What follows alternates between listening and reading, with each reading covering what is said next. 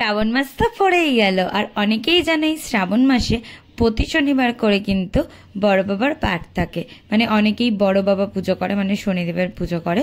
তো আমি কিন্তু আমাদের ছোটবেলা দিয়ে থানে দেখে আসছি, আমার মা আমার ঠাকমা এই বারটা কিন্তু করে আসছে। তোমরা অনেকেই নিশ্চয়ই জানো, অনেকেরই বাড়িতে এই বারটা করে। তারই কিছু ভিডিও আজকে তোমাদের সাথে আমি শেয়ার করছি। আর বড় বাবার বার মানেই কিন্তু সিন্নি, সবাই সেটা জানো। মানে বড় বাবার বাড়ি সিন্নি প্রসাদটাই মেন। তো সেটার জন্যই মা কিন্তু গুড়, আটা, কলা, দুধ দিয়ে ভালো করে সিন্নিটাকে একদম দেখো তৈরি করে নিচ্ছিল। আর এই সিন্নি কিন্তু খুব ভালো লাগে। আর এটা যেরকম নারায়ণ ঠাকুরের প্রসাদে দেয়, বড় বাবারও তো কিন্তু সিন্নি করতে হয়। তারপরে ঘি মধু দিয়ে ওপর দিয়ে আর একটু নারকেল কুচি ছড়িয়ে দিয়ে, আর মা একটু দুধ ছড়িয়ে দিয়েছিল ওপর দিয়ে, যাতে দেখতে ভালো লাগে। তারপরে দেখো সাজিয়ে দিচ্ছিল কত সুন্দর বাতাসা দিয়ে, তারপরে এখানে কাজু কিশমিশ দিয়ে, ছোলা বুট দিয়ে সব কিছু কিন্তু সুন্দর করে মানে সাজিয়ে দিচ্ছিল। তো আমাদের কিন্তু মোটামুটি সব কিছু জোগাড় রেডি করা হয়ে গেছে। এবার ঠাকুরমশাই আসলেই, ঠাকুরমশাই আসার অপেক্ষা, আসলেই পুজোটা স্টার্ট হয়ে যাবে।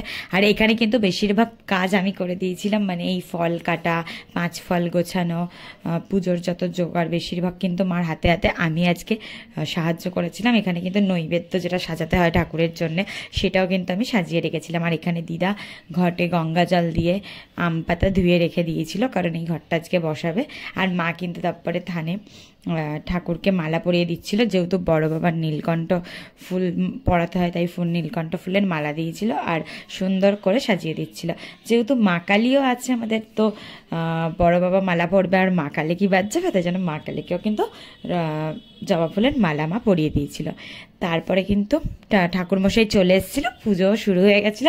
আর এখানে মা প্রদীপ, মোমবাতি, ধূপকাঠি সব কিছু ধরিয়ে দিচ্ছিল, মানে যা যা জোগাড় সব কিন্তু করছিল। আর এখানে কিন্তু ঘন্টা তো সকাল দিয়ে মার হাতে হাতে সব জোগাড় আমিই করে দিয়েছিলাম। আমারও খুব ইচ্ছা করছিল পুজো করার, কিন্তু আমি উপোস ছিলাম না, যার জন্য এই পুজোটা করতে পারিনি। আর মাকে আমি বলেছি পরের বার দিয়ে তোমার সাথে কিন্তু আমি এই বারটা করব।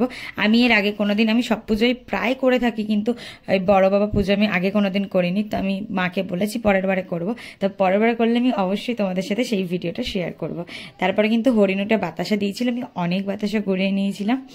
আর তারপরে ঘরে আসতেই মা কিন্তু বাসনগুলো দিয়ে দিয়েছিল, বলে মেজে ধুয়ে একদম গুছিয়ে রেখে দে। আমি কিন্তু তাড়াতাড়ি করে এগুলোকে মেজে টেজে ভালো করে শুকনো ন্যাকড়া দিয়ে মুছে নিচ্ছিলাম, নয়তো কিন্তু বাসনের দাগ পড়ে যায়। তো তোমরা অবশ্যই বলো পুরো ভিডিওটা কেমন লাগলো। তো আমি পরে